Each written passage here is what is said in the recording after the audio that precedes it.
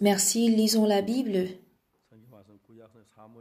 L'Ancien Testament, 2 Samuel, chapitre 7, verset 1. Si vous avez trouvé 2 Samuel, chapitre 7, je vais lire à partir du verset 1. Lorsque le roi habita dans sa maison et que l'Éternel lui donnait du repos, après l'avoir délivré de tous les ennemis qui l'entouraient, et dit à Nathan le prophète, « Vois donc que j'habite dans une maison de cèdre, et l'arche de Dieu habite au milieu d'une tente. » Nathan répondit au roi, « Va, fais tout ce que tu as dans le cœur, car l'Éternel est avec toi. » La nuit suivante, la parole de l'Éternel fut adressée à Nathan, « Va dire à mon serviteur David, « Ainsi parle l'Éternel, est-ce toi qui me bâtirais une maison pour que j'en fasse ma demeure ?» Mais je ne point habité dans une maison depuis le jour où j'ai fait monter les enfants d'Israël hors d'Égypte jusqu'à ce jour. J'ai voyagé sous une tente et dans un tabernacle. Partout où j'ai marché avec tous les enfants d'Israël, ai-je dit un mot à quelqu'une des tribus d'Israël à qui j'avais ordonné de paître mon peuple d'Israël? Ai-je dit, pourquoi ne me bâtissez-vous pas une maison de cèdre? Maintenant tu diras à mon serviteur David, ainsi parle l'Éternel des armées, je t'ai pris au pâturage derrière les brebis pour que tu fusses chef sur mon peuple, sur Israël. J'ai été avec toi partout où tu as marché, j'ai exterminé tous tes ennemis devant toi, et j'ai rendu ton nom grand, comme le nom des grands qui sont sur la terre. J'ai donné une demeure à mon peuple, à Israël, et je l'ai planté pour qu'il y soit fixé, et ne soit plus agité pour que les méchants ne l'oppriment plus comme auparavant. Et comme à l'époque j'avais établi des juges sur mon peuple d'Israël, je t'ai accordé du repos en te délivrant de tous tes ennemis. Et l'Éternel t'annonce qu'il te créera une maison. Quand tes jours seront accomplis et que tu seras couché avec tes pères, je lèverai ta postérité après toi, celui qui sera sorti de tes entrailles, et je l'affermirai son règne. Ce sera lui qui bâtira une maison à mon nom, et j'affermirai pour toujours le trône de son royaume. Je serai pour lui un père, et il sera pour moi un fils. S'il fait le mal, je le châtierai avec la verge des hommes et avec les coups des enfants des hommes. Mais ma grâce ne se retirera point de lui, comme je l'ai retiré de Saül, que j'ai rejeté devant toi. Ta maison et ton règne seront pour toujours assurés, ton trône sera pour toujours affermi. Nathan rapporta à David toutes ces paroles et toute cette vision.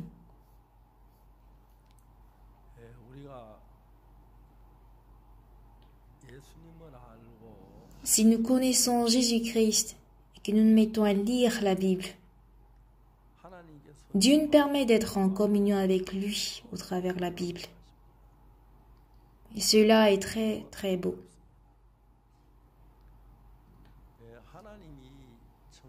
Dieu, il est tout puissant et omnipotent. Il ne convient pas à un homme de vivre avec un chien ou un chat ou une chèvre. Dieu a une différence intellectuelle. Plusieurs femmes célibataires vivent avec des chiens ou des chats. Vu que les hommes ont un QI un peu plus élevé, les femmes ont plusieurs raisons de se heurter contre les hommes. Elles les évitent donc pour vivre avec des chiens. Les chiens ont un QI plus bas qu'elles, donc ils patientent même si elles s'énervent. Ils remuent la queue quand elles leur donnent à manger, quand bien même qu'elles leur aient donné un coup de pied. En réalité, il est plus facile aux femmes de vivre avec des chiens. Elles sont d'ailleurs nombreuses à vivre avec un chien après qu'elles aient vécu avec des hommes durs. Quand elles donnent à manger, ils remuent la queue, ils la suivent, et elles le trouvent mignon. Mais ce n'est pas le cas pour Dieu. Après nous avoir créés, Dieu voulait vivre en relation intime avec l'homme, mais nos pensées sont trop étroites. Mais on est quand même mieux que les chiens, pas vrai? Ça vous énerve que je dise ça? Toutefois, comparé au niveau de Dieu, nous vivons avec des pensées très serrées, insuffisantes et désordonnées. C'est pourquoi Dieu nous a sauvés. Et pour que nous vivions avec lui éternellement, qu'a-t-il fait? Hier, par exemple, ma belle-sœur était décédée et j'étais allée à ses obsèques à Gumi avant de revenir. Qu'est-ce qu'il fait quand l'homme va au paradis? Nous mourrons au bout d'environ 100 ans sur cette terre. Et pour Dieu qui vit éternellement, c'est juste quelques heures pour Dieu. Il ne voudrait pas que nous mourions continuellement. Donc, il a fait de sorte que nous vivions éternellement avec lui. Soulevez votre main, soulevez-la, ce n'est pas grave, allez-y. Et pincez maintenant votre visage. Ce visage se transformera. Comment? Il se transformera en celui qui ne vieillit pas et qui ne tombera pas malade. Dieu est éternel et ne voudra pas que nous vivions 1000 ans et mourir après. Pour Dieu, ce serait comme si on change rapidement comparé à Dieu, bien sûr. C'est donc la raison pour laquelle il nous a formés à vivre éternellement tout en partageant l'amour avec lui. Secondo, Dieu ne veut pas que nous soyons comme un chien qui a un QI inférieur que le nôtre, qui revient manger en remuant la queue, quoi qu'on lui ait donné un coup de pied. Non, Dieu forme un homme qui a le même niveau, le même esprit que lui. Ainsi, nous serions aussi sages, aussi vivants et assez ouverts que lui en ce jour. Par conséquent, ce serait intéressant de vivre avec Dieu éternellement, pas vrai? Bien-aimés, est-ce intéressant de vivre avec des fous? C'est pour cela que Dieu nous a formés comme des personnes sages, puissantes, saintes et parfaites, au même titre que Dieu lui-même. Notre vie sur terre se résume à 100 ans au minimum. Il n'y a personne qui dira « j'ai 100 ans, j'ai vécu assez, je vais bientôt mourir ». On a tous envie de vivre 50 ans ou plus, pas vrai? Mais Dieu agit de sorte qu'on perde toute attente sur notre corps quand on prend de l'âge. Dieu est en train de conduire l'homme vers un monde éternel où l'on vit éternellement au même rang que Dieu. Il veut faire de l'homme un être éternel et prospère. Ce qui importe alors plus que notre apparence et notre durée de vie, c'est d'ajuster notre monde de pensée à celui de Dieu.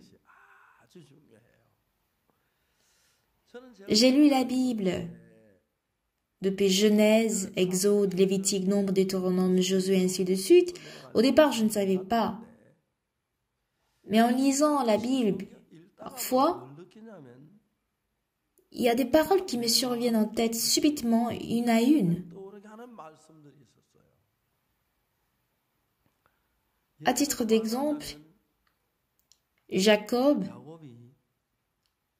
est allé à Padan Aram parce que son grand frère cherchait à le tuer. Il rencontre Rachel au puits. Ils se sont aimés et Jacob se marie à Rachel. Mais quand Rachel a croisé Jacob pour la première fois, c'était au puits. Lors de mes premières lectures, je passais sans que rien ne me fasse quelque chose. Au temps d'Abraham, Abraham appela son vieux serviteur pour aller chercher une épouse pour son fils. Il est allé en Mésopotamie et au soir,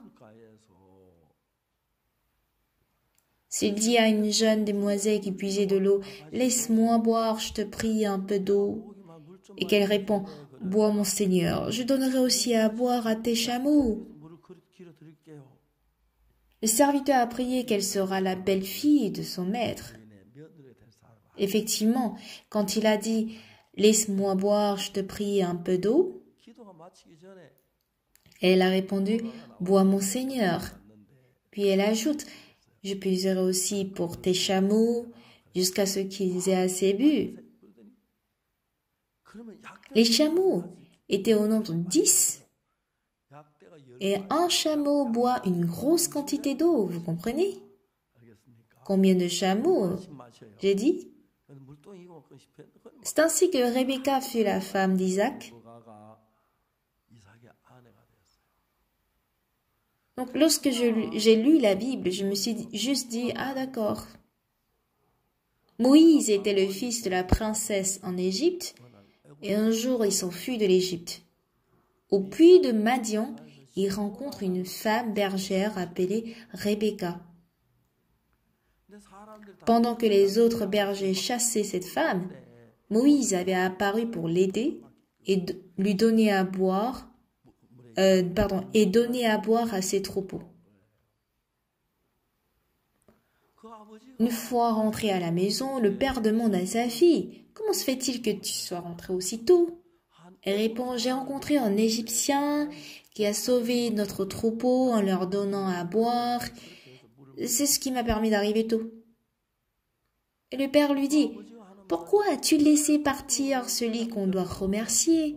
Invite-le à la maison et lui servir à manger. » C'est ainsi que Séphora s'est mariée à Moïse et ils ont ensemble fait le travail de Dieu.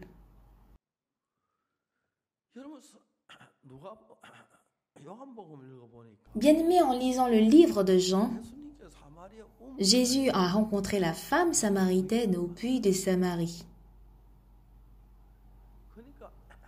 Donc la femme samaritaine avait pour mari spirituel et non charnel, d'accord, Jésus. Elle avait pour mari spirituel Jésus. Toutes ces histoires parlaient de cette relation autour du puits. Quand je lisais juste une partie de la Bible, je ne savais pas, mais j'ai compris au fur et à mesure que je lisais, « Ah, c'est bien de rencontrer sa future épouse au puits. » Quand j'étais encore célibataire, j'allais souvent au puits. Mais je n'ai pas rencontré ma femme au puits, malheureusement, plutôt à la gare de Bucheon. Le missionnaire John Anderson m'a un jour appelé et m'a proposé d'aller à Bucheon avec lui. J'ai dit volontiers, puis je suis partie avec lui. Je savais pas au départ pourquoi, mais arrivée là, une certaine demoiselle était là en train de nous attendre. Je crois qu'elle avait déjà eu le rendez-vous. Je m'en souviens même aujourd'hui. Le riz curry que j'ai mangé chez ma femme ce jour était tellement salé que je ne pouvais pas l'oublier jusqu'à ce jour. Je me suis donc dit, ah, c'est peut-être parce que celui est proche de Incheon, où il y a la mer.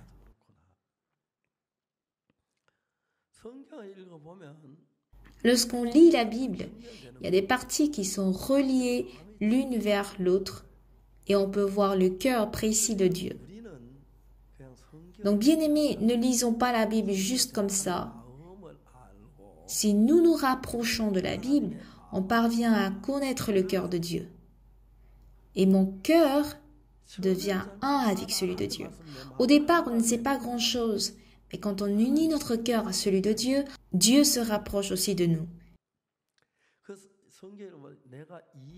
Quand on voit dans la Bible, il est écrit « J'ai trouvé David, fils d'Isaïe, homme selon mon cœur ». Cela voudrait dire que son cœur était le même que David. Ils étaient un. Ainsi, il accomplira toutes mes volontés. Il l'a aussi nommé roi d'Israël. Et si nous lisons le passage biblique que nous avons lu aujourd'hui, en tout début, David était d'abord à Tsiglag, mais Tsiglag était brûlé. Il revient donc en Judée pour devenir roi d'Israël. Si Tsiglag n'était pas en feu, David serait toujours à Tsiglag. Mais comme Tsiglag a pris feu, il ne pouvait plus rester à Tsiglag. Il est arrivé à Hébron en Judée pour être roi. Quand il était à Tsiglag, les hommes de David étaient environ 600. Mais arrivé à Hébron en Judée, les hommes qui ont supporté David pour l'établir roi étaient, bon, je n'ai pas fini de calculer exactement, mais environ plus de 30 000 hommes. Qu'est-ce que David a fait concrètement pour obtenir une si grande bénédiction précieuse? Ce n'est pas tout le monde qui peut bénéficier de cette grâce ou qui peut recevoir cette grâce. Lisons 2 Samuel 7, verset 1 que nous avons lu ce matin. Lorsque le roi habita dans sa maison et que l'Éternel lui donnait du repos, après l'avoir délivré de tous les ennemis qui l'entouraient, il dit à Nathan le prophète, « Vois donc, j'habite dans une maison de cèdre et l'arche de Dieu habite au milieu d'une tente. » Ce passage est capital. David, quand la toute première fois où David allait faire le travail de Dieu, le roi Saül a tenté de le tuer. Il a eu plusieurs persécutions. Mais David a fait la guerre contre des ennemis, notamment des Moabites, les Philistins et les Amalécites.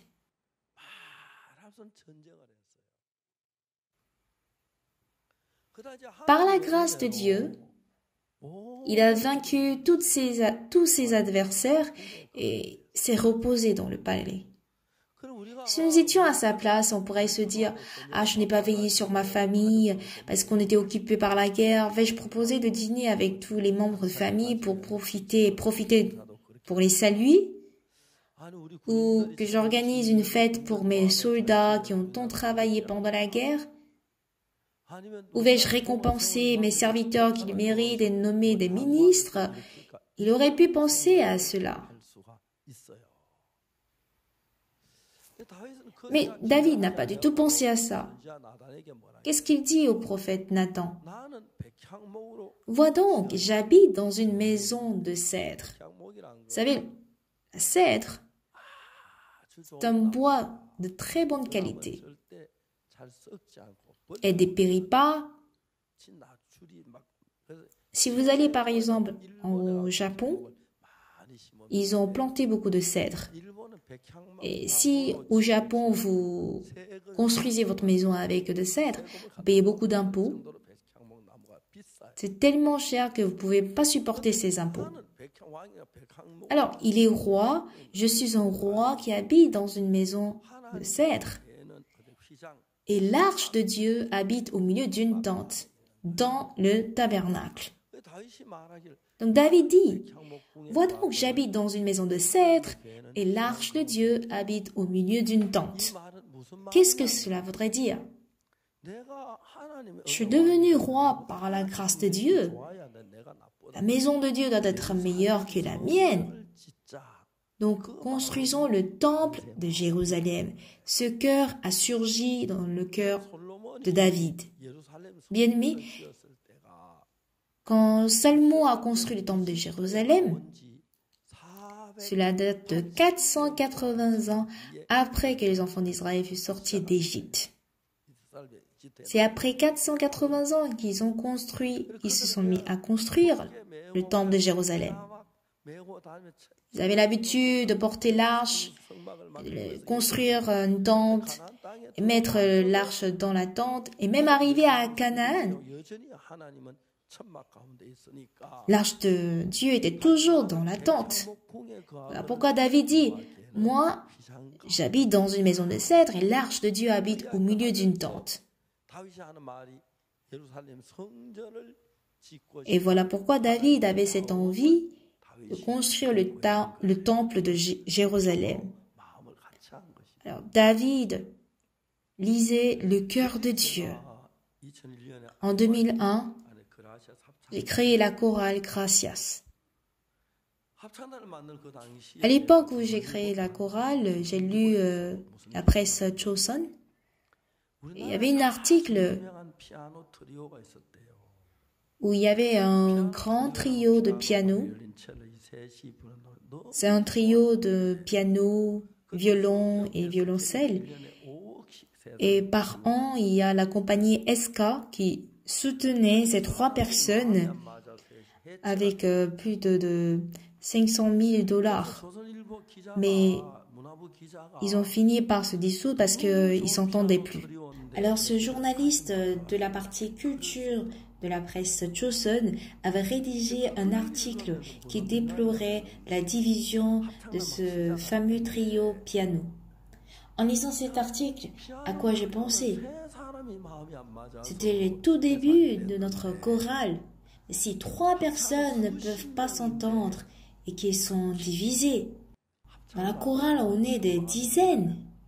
Et surtout, parmi les membres de la chorale, s'il y a 3 sopranos, il y a un soprano qui va se dire « Je suis la meilleure soprano ». Le cœur des gens sont différents. Et le deuxième soprano se dit « Je pense qu'en chanson, je suis meilleur que telle ou telle personne ». Tout le monde pense ainsi. Donc quand une personne chante un solo, qui chante bien ou pas, c'est pas grave, mais quand il s'agit d'un groupe de personnes, même 3 personnes ne se sont pas entendues. Une chorale de 30, 60, 100 personnes, comment les conduire? Je n'avais pas du tout le courage de le faire. Donc j'ai pensé, si la chorale chante pour l'évangile avec le même cœur de Dieu, Dieu va les bénir. À partir de ce jour, la chorale ne chante plus pour un autre objectif en dehors de celui de louer Dieu, de témoigner Dieu. Donc l'automne passé, notre chorale avait fait une tournée aux États-Unis et 150 000 personnes ont écouté leurs prestations, ils étaient touchés, ils ont versé des larmes. Donc, aux États-Unis, elle est considérée comme meilleure chorale et dans la ville de Denver, ils nous demandent de travailler ensemble avec leur mairie. Et un autre maire de Los Angeles nous dit « Demandez-nous tout ce que vous voulez, nous sommes prêts à vous aider ». Et ils sont en train de réagir par rapport à notre chorale. Ce qui est important, si je sais que ce que je suis en train de faire, que ce soit mon ministère ou ma mission, il y a des gens qui le font avec leurs propres pensées et d'autres qui le font avec les pensées de Dieu. Après que David ait conquéri Israël, ils étaient dans la terre de Canaan, mais il y avait beaucoup de tribus même dans ce pays. Les Jébusiens étaient à Jérusalem. Vous savez, Jérusalem, c'est une forteresse. Quand j'étais allé à Jérusalem, j'ai pris le bus de tourisme. Mais tellement c'était haut que notre bus a eu un surchauffement. On a dû refroidir le moteur avant de continuer notre route. Donc Jérusalem est située, disons, sur une forteresse de montagne. Et jamais les tribus ou le peuple qui vivait à Jérusalem n'ont jamais été attaqués par une quelconque force extérieure. Ils n'ont jamais fait de guerre. Ils sont au sommet d'une montagne. Vous pouvez attaquer, mais s'ils font rouler des pierres, les ennemis ou les adversaires sont morts. Donc ils sont invincibles parce qu'ils ont une position géographique invincible. Donc ils ont même ri que même les aveugles et les boiteux pourront vous chasser. Et qu'est-ce que finalement David a dit? Quiconque battra les Jébusiens et atteindra le canal. Ils ont pu atteindre la ville grâce au canal. Quand nous lisons la Bible pour savoir pourquoi David a conquis la ville de Jérusalem, c'était parce qu'il avait eu la foi que Dieu voudrait construire le temple là-bas. Il peut se dire, ah, j'ai du repos, je vais me reposer, ou vais-je voyager, manger quelque chose, fêter. Mais plutôt que ça, il appelle l'homme de Dieu, le prophète Nathan, pour dire, j'habite dans une maison à cèdre alors que l'arche de l'Éternel est dans une tente. Construisons le temple de Jérusalem. Si nous lisons la Bible, nous pouvons voir des choses précisément. Dans 2 Samuel chapitre 5, toutes les tribus d'Israël vinrent auprès de David à Hébron et dirent « Voici, nous sommes tes os et ta chair. » Autrefois déjà, lorsque Saül était notre roi, c'était toi qui conduisais et qui ramenais Israël. L'Éternel t'a dit « Tu paîtras mon peuple d'Israël et tu seras le chef d'Israël. » Ainsi, tous les anciens d'Israël vinrent auprès du roi à Hébron, et le roi David fit alliance avec eux à Hébron devant l'Éternel, et ils honirent David pour roi d'Israël. David était âgé de 30 ans lorsqu'il devint roi, et il régna 40 ans. À Hébron, il régna sur Juda 7 ans et 6 mois, et à Jérusalem, il régna 33 ans sur tout Israël et Juda. Ici au chapitre 5, verset 5, c'est là que David devient roi. Au verset 6, le roi marcha avec ses gens sur Jérusalem contre les Jébusiens, habitants du pays. Ils dirent à David, « Tu n'entreras point ici, car les aveugles même et les boiteux te repousseront. » Ce qui voulait dire, David n'entrera point d'ici. Mais David s'empara de la forteresse de Sion, c'est la cité de David. David avait dit en ce jour, « Quiconque battra les Jébusiens et atteindra le Canaan, quiconque frappera ces boiteux et ces aveugles qui sont les ennemis de David. » C'est pourquoi l'on dit, « L'aveugle et le boiteux n'entreront point dans la maison. »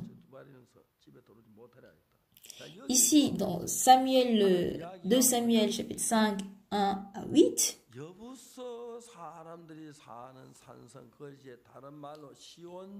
on peut appeler la forteresse la ville dans laquelle les Jébusiens habitaient. On peut appeler une forteresse de Sion ou la ville de David. C'est là où ils ont construit le temple de Jérusalem. Et Dieu a voulu qu'on le construise là. Donc la première des choses qu'ils avaient faites, c'est d'attaquer les Jébusiens. Donc les Jébusiens habitaient dans la terre où il y a aujourd'hui le temple de Jérusalem. Dans le cœur de David, les enfants d'Israël sont sortis d'Égypte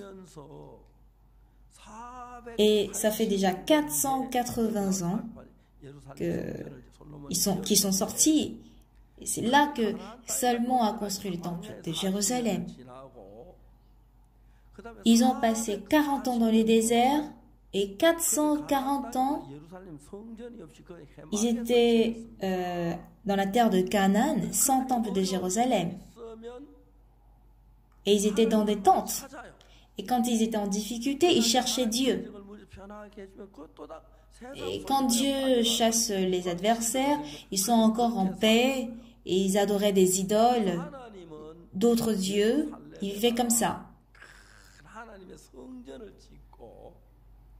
Mais Dieu voudrait qu'on construise le temple de Dieu à Jérusalem pour que Dieu soit au centre de leur cœur. Mais quel était le problème?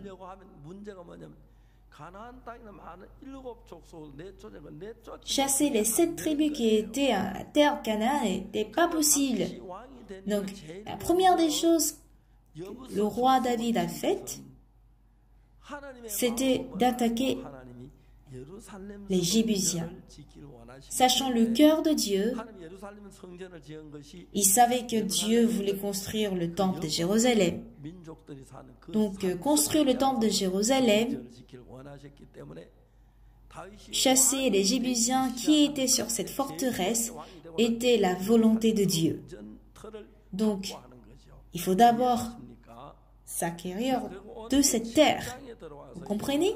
Donc, arrivé au chapitre 7 maintenant, qu'est-ce qu'on nous dit? Chapitre 7, verset 1. Lorsque le roi habita dans sa maison et que l'Éternel lui eut donné du repos, après l'avoir délivré tous les ennemis qui l'entouraient, verset 2, on lit l'ensemble, il dit à Nathan le prophète, « Vois donc, j'habite dans une maison de cèdre et l'arche de Dieu habite au milieu d'une tente. » Alors, David était dans un bâtiment très joli, extraordinaire, construit avec du bois de cèdre.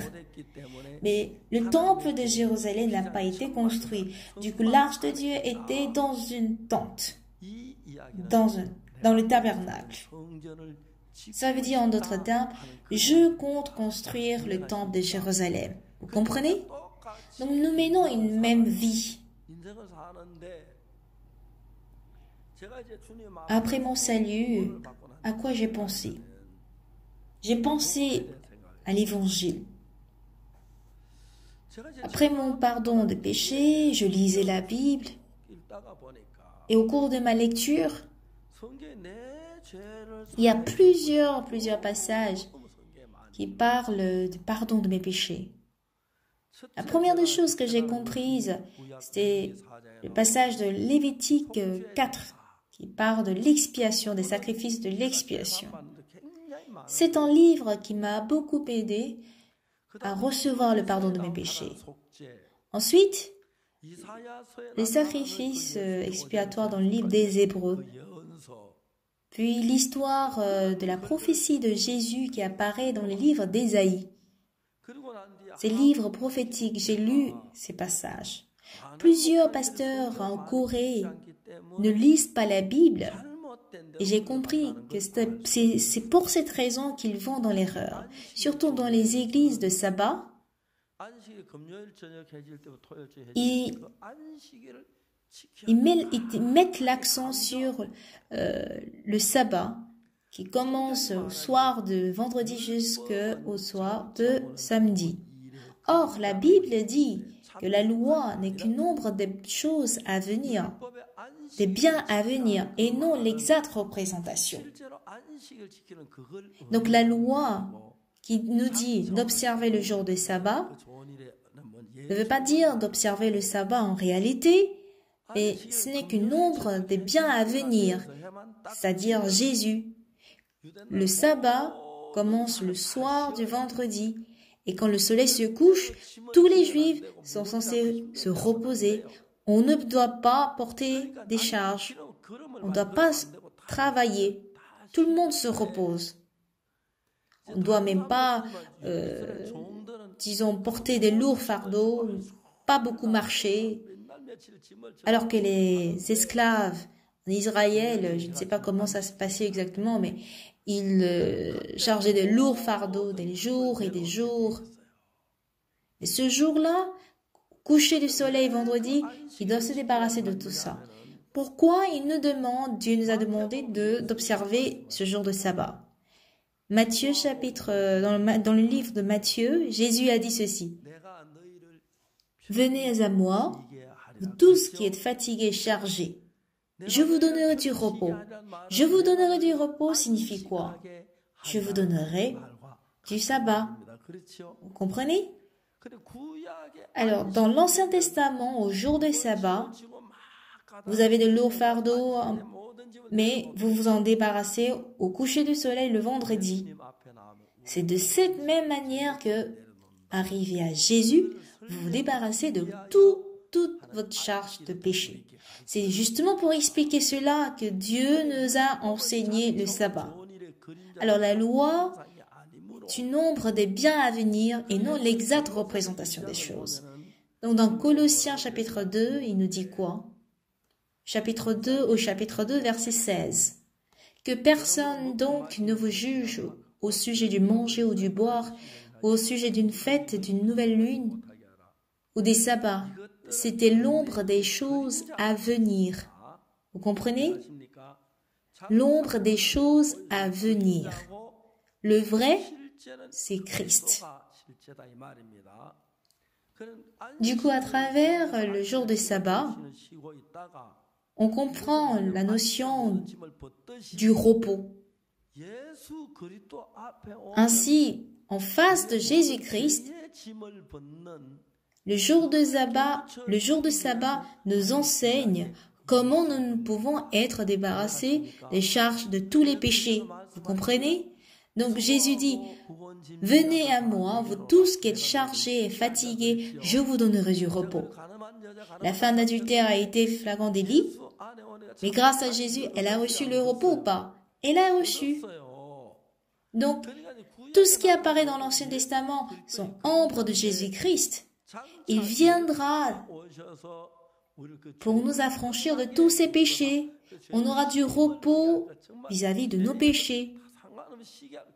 C'est justement de ça qu'on nous parle. Si le vrai sens était d'observer le jour de sabbat, On comprend. Si c'est avant la venue de Jésus, mais si Jésus est déjà là et il m'a affranchi de tous mes péchés, j'ai reçu le pardon de mes péchés, j'ai le vrai repos, si c'est le vrai sabbat, on est déjà dans le repos, pas vrai? Même arrivé ici, je peux beau garder le jour de sabbat. Je peux même observer selon ce qui est écrit dans la Bible. Mais si je n'ai pas le vrai repos devant Jésus, que je n'ai même pas le pardon des péchés, ça c'est un faux. Le vrai sens du sabbat, c'est l'affranchissement de tous nos péchés par Jésus. Et pour nous faire justement comprendre cela, il nous a montré le jour de sabbat, où nous sommes débarrassés de toutes nos charges. Alors David n'a pas juste mené sa vie spirituelle comme ça, il a compris le cœur de Dieu. Dans Acte 13, verset 22, il dit « J'ai trouvé David, fils d'Isaïe, homme selon mon cœur. » Amen. Et il accomplira toutes mes volontés.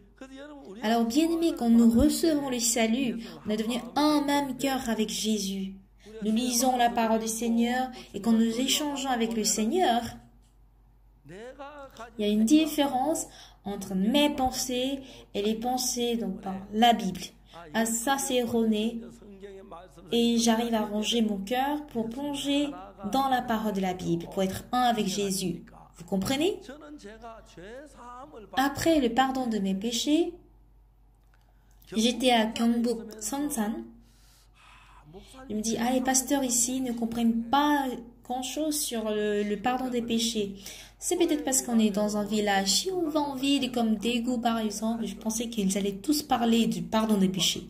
Même à Daegu, ils disaient tous qu'ils étaient pécheurs. Je me dis, à Séoul, ce ne serait pas le cas, mais même à Séoul, ils disaient tous qu'ils étaient pécheurs. Dieu a prophétisé la venue de Jésus dans l'Ancien Testament. Il nous montre à travers le jour de sabbat, à travers le sacrifice des boucs, la mort de Jésus-Christ, que la mort de Jésus-Christ pardonnera nos péchés. C'est pour expliquer ça, mais parce qu'ils ignorent cela, ils se trouvent dans une pensée contraire à celle de Dieu. Bien-aimé David a échangé avec Dieu et il a compris ce que Dieu voulait. Dieu voulait qu'on construise un temple de Jérusalem. Les enfants d'Israël ont quitté l'Égypte, ils sont arrivés à Canaan. Mais pour moins de choses, ils ne servent pas Dieu, ils servent Baal, ils servent d'autres dieux. Même les rois le faisaient. Alors ils n'ont pas d'église. Dieu veut qu'on l'adore dans un temple pour qu'ils puissent venir devant Dieu. Ça fait 480 ans qu'ils ont quitté l'Égypte, mais personne n'a construit de temple. Alors parmi les hommes, Dieu a vu David. David n'était pas tout simplement intime avec Dieu, mais il était quelqu'un qui méditait le cœur de Dieu et qui cherchait à unir son cœur à Dieu. Alors, à quoi David a pensé? Dieu désire construire le temple de Jérusalem. Il ne faisait pas ça au départ. Mais à partir de ce jour, qu'est-ce que David fait? David était à l'époque le roi de Judée, petite tribu parmi Israël. Mais après la mort du roi Saül, il est entré à Hébron, il est devenu roi de tout Israël. Une fois qu'il est devenu roi de tout Israël, la première des choses qu'il a faites, c'était d'attaquer Jérusalem. Et il a pu vaincre tous les Jébusiens. Et vous savez que finalement, ils ont construit le temple de Jérusalem, là où vivaient les Jébusiens. Et c'était des étrangers, des païens qui vivaient là-bas. Et David les avait totalement chassés. Au départ, les Jébusiens disaient que même les aveugles et les boiteux peuvent vous chasser d'ici. C'est justement pour ça que David était en colère et a dit que quiconque attaque les Jébusiens, qu'ils attaquent d'abord les aveugles et les boiteux d'abord. Et voilà pourquoi on parle comme proverbe que les aveugles et les boiteux ne pouvaient pas entrer dans la maison de David. Donc si nous regardons le chapitre 7, lorsque le roi habita dans sa maison et que l'Éternel lui donnait du repos, après l'avoir délivré de tous les ennemis qui l'entouraient. Donc pour qu'il puisse construire le temple à Jérusalem, tous les adversaires ont été vaincus. Amen. Si c'était nous, nous allons faire la guerre tous les jours. Il y a des gens qui seraient morts. On doit consoler la famille des personnes qui sont mortes. On doit aussi donner des prix, récompenser aux ministres, aux grands généraux. On doit avoir ce genre de temps, pas vrai? David n'a pas du tout parlé de ça. Vois donc, j'habite dans une maison de cèdre. L'arche de Dieu habite au milieu d'une tente. Autrement dit, ça veut dire, je suis dans un immeuble de très bonne qualité, en cèdre, tandis que l'arche de Dieu se trouve dans une tente. Est-ce que ça a un sens? Il exprime le désir de construire le temple de Jérusalem. Mais ce n'est pas à David que Dieu lui a permis de construire. Il a demandé à Salomon. Tu es un soldat qui a fait verser beaucoup de sang. Donc ce n'est pas toi qui vas construire le temple, mais ton fils Salomon qui va le construire. Donc à partir de ce jour, si nous passons au chapitre 8, qu'est-ce qui se passe? Dieu vient en aide, et ce qui est vraiment très extraordinaire. Au chapitre 8, verset 1. Après cela, David battit les Philistins et les humilia, et il enleva de la main des Philistins les reines de leur capitale. Il battit les Moabites et les mesura avec un cordeau, en le faisant coucher par terre, et il en mesura 2 cordeaux pour les livrer à la mort, et un plein cordeau pour leur laisser la vie. Et les Moabites furent assujettis à David, et lui payèrent en tribut. David battit Hadadézer, fils de Rehob, roi de Tchoba, lorsqu'il alla rétablir sa domination sur le fleuve de l'Euphrate. David lui prit 1700 cavaliers et 20 000 hommes de pied. Il coupa les jarrets à tous les chevaux de trait. Il ne conserva que 100 attelages. Les Syriens de Damas vinrent au secours d'Hadadézer, roi de Tchoba, et David battit 22 000 Syriens. David mit des garnisons dans la Syrie de Damas, et les Syriens furent assujettis à David, et le payèrent en tribut. L'Éternel protégeait David partout où il allait. Donc, où qu'il aille, Dieu l'a protégé. Et il a fait préparer tout ce qu'il fallait pour construire le temple de Jérusalem, notamment de l'or, de l'argent, de l'airain et autres. Alors, dans ma vie, j'ai réfléchi à ceci. Alors, qu'est-ce que Dieu va aimer? En vue de nous sauver, nous qui sommes sales, il a envoyé son Fils bien-aimé Jésus. Il a fait crucifier, pardonner tous nos péchés. Satan a trompé les gens, soi-disant qu'ils sont pécheurs, en vue d'empêcher qu'ils reçoivent le pardon des péchés. Donc Dieu prendra plaisir à annoncer l'évangile, à témoigner le pardon des péchés. Donc si je travaille pour l'évangile, Dieu va m'aider pour des milliers de raisons.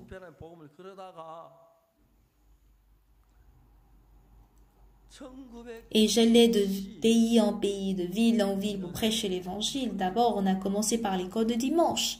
En 1972, ma fille Eun-suk est née. En janvier 1973, on était à Kimcheon, puis on est allé à Daegu.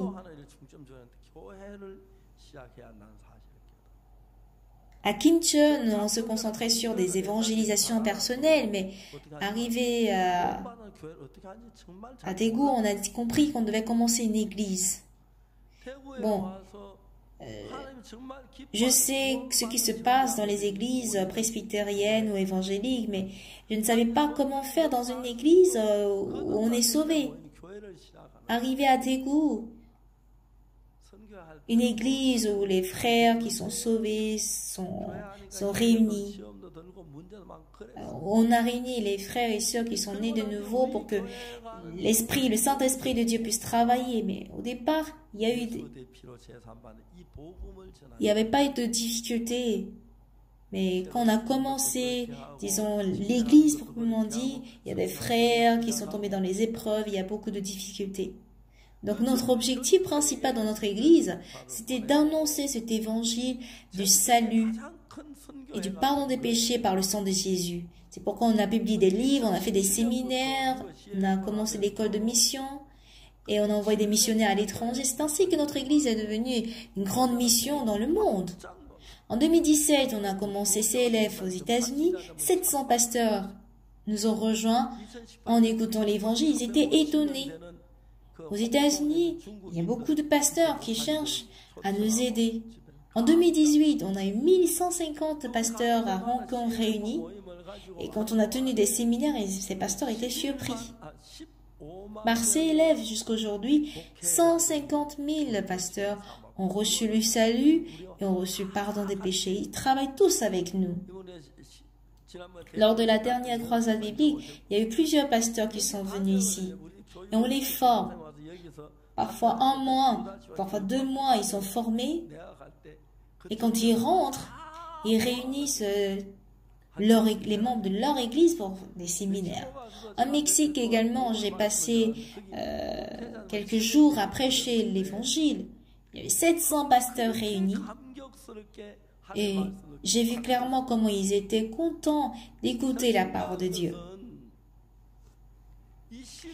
Ce qui importe, c'est de savoir qu'est-ce que Dieu désire aujourd'hui. Il désire prêcher l'évangile. Donc nous versons tout notre cœur à prêcher l'évangile. Pour CLF, on annonce l'évangile. Même quand on envoie des bénévoles à l'autre mer, même pour le concours d'anglais qui s'est tenu hier, la mission en Afrique, la mission en Inde, aux Amérindiens, sont tous centrés sur l'évangile. Et je ne sais pas à quel point on est reconnaissant de voir comment Dieu nous aide et transforme notre vie. De nombreuses personnes viennent avec l'église. Il y a des gens qui viennent juste pour être confortable dans la chair en croyant en Jésus. Il y a des grandes églises qui sont corrompues. Ils mettent de l'argent par-ci, par-là dans la banque. Ils investissent pour les bourses. C'est ce que j'apprends. Au moins dans notre église, on ne fait pas tout ça. Moi, je n'ai pas grand-chose. J'ai la banque Kungmin pour épargner parfois de l'argent. Parce que je ne veux pas garder de l'argent en espèces à la maison. Donc, je les mets dans mon compte. Et tout récemment, il y a le gouvernement de l'Haïti. À cause des élections présidentielles, il y a eu des émeutes. Et le gouvernement était complètement, disons, détruit. La capitale d'Haïti, ça va. Il y a une ville à l'intérieur où le missionnaire Lee Han-sol était là avec quelques missionnaires à court terme. Et un frère, en sortant le soir, avait rencontré un brigand qui était sur une moto. Et il y a plein de brigands là-bas. Et un frère a reçu un coup de fusil, mais qui a frappé le bras, qui n'a pas frappé heureusement l'os. Donc, je lui ai parlé au téléphone pour savoir comment ça va. Est-ce que vous avez quand même à manger? Il dit, pasteur, j'ai un compte coréen, j'ai la carte ici, donc je peux payer les choses par carte ici. Est-ce que tu as de l'argent? J'ai un peu. Je lui ai envoyé quelques sommes pour qu'il puisse vivre au moins 1 mois. Je lui ai dit, si c'est difficile, dis-le-moi. Ce qui est intéressant, c'est que d'autres pasteurs, comme les brigands, attaquent l'église. Ils ont tous fui. Mais notre missionnaire Lee Han-sol a dit quoi? Les frères et sœurs sont tellement difficiles. Ils viennent à l'église. Du coup, il y a au fur et à mesure des gens qui viennent à l'église parce qu'ils sont venus manger. Ils ont besoin du riz. Donc, c'est comme un pays sans gouvernement.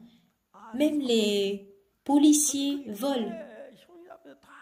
Tous les frères et sœurs viennent à l'église. Donc, ils n'ont pas assez, mais quand même à midi, ils se partagent à manger. Ils font l'étude biblique, l'école de dimanche. Ils leur apprennent à danser. Donc, l'église est devenue un paradis dans la guerre. Donc, cette vie pour Jésus, ce n'est pas juste une vie simple.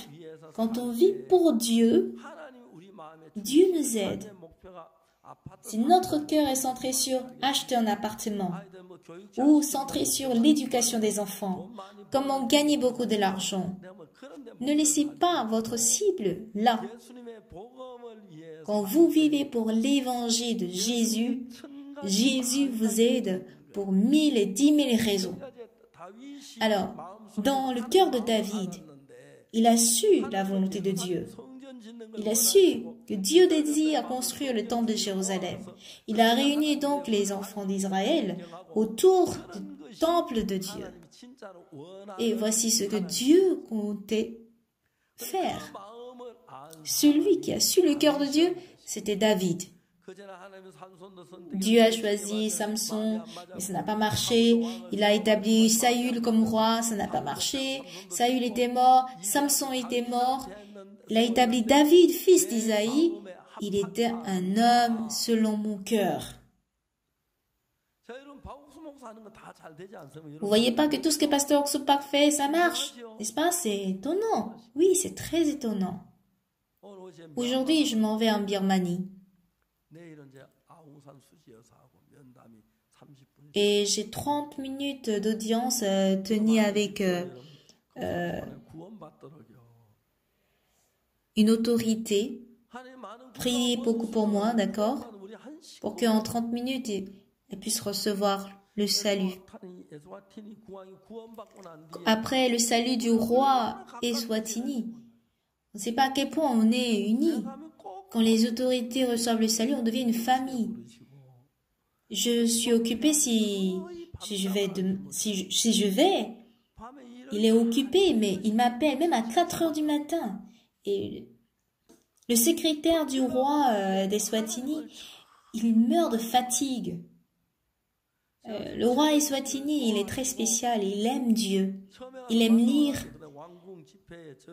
Il m'a invité un jour au palais, à un séminaire, et c'était une cérémonie qui a été même diffusée à la télévision en direct. Il m'a laissé le temps de prêcher la parole comme orateur principal. Et j'ai même déjeuné avec le roi. J'étais très reconnaissant quand je vois comment Dieu nous aide. Oui, on a envie de gagner de l'argent, de bien vivre. Si vous voulez gagner de l'argent, peut-être que vous pouvez le gagner, mais ce n'est pas tout. Vous ne pouvez pas tout faire si vous gagnez de l'argent. Vous ne pouvez pas tout faire si vous avez une position, un grade plus élevé. Quand vous adorez Dieu et que vous menez une vie qui sert Dieu, c'est très reconnaissant de voir comment Dieu nous aide.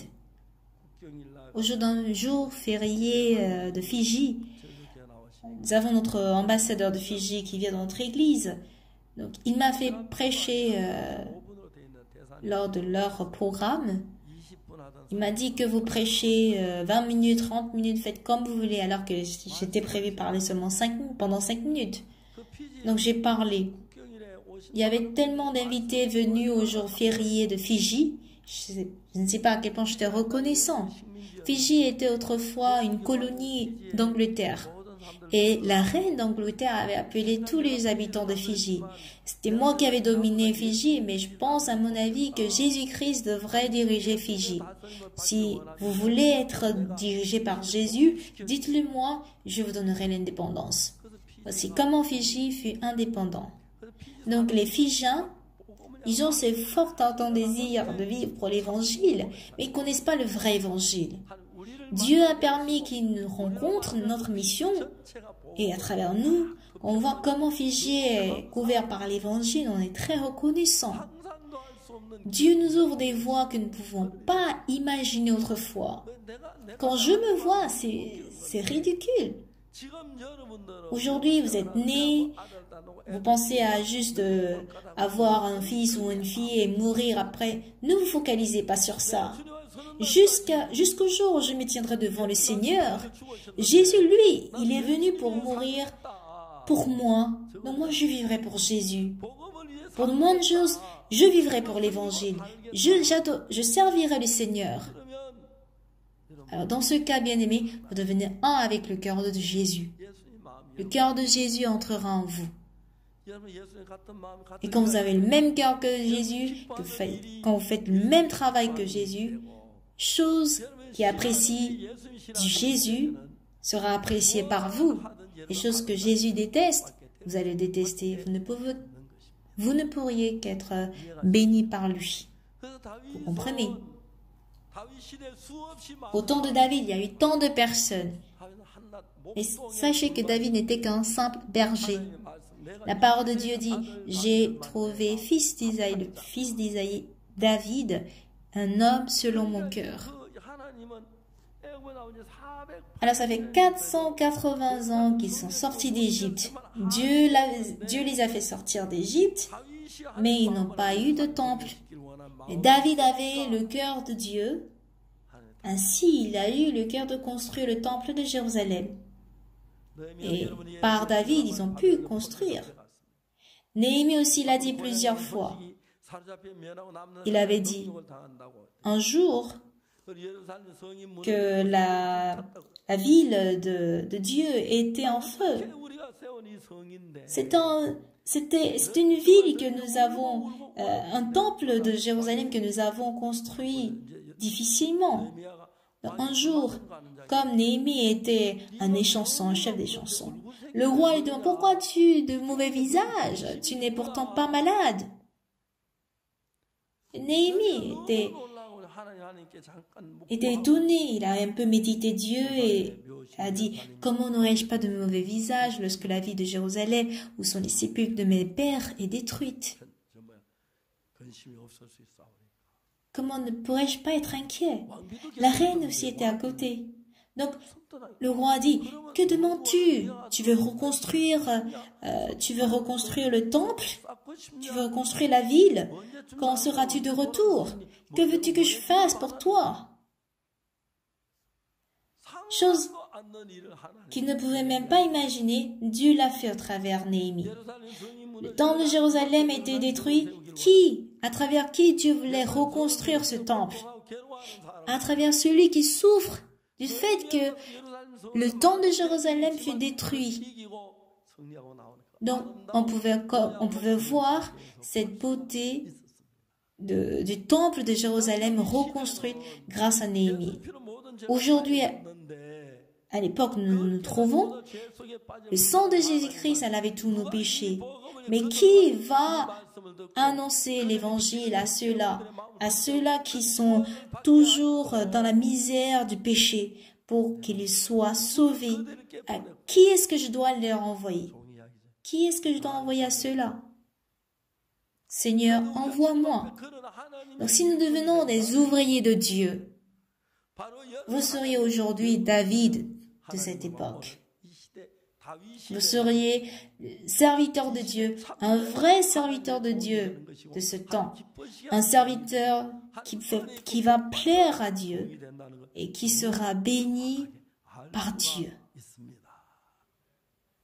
Alors si on lit la Bible, Dieu souhaite que plusieurs personnes de cette génération qui sont sauvées se réunissent pour former une église, unir leurs forces pour propager ensemble l'évangile et témoigner l'évangile à ceux qui rendent gloire à Dieu mais qui ne croient pas en lui.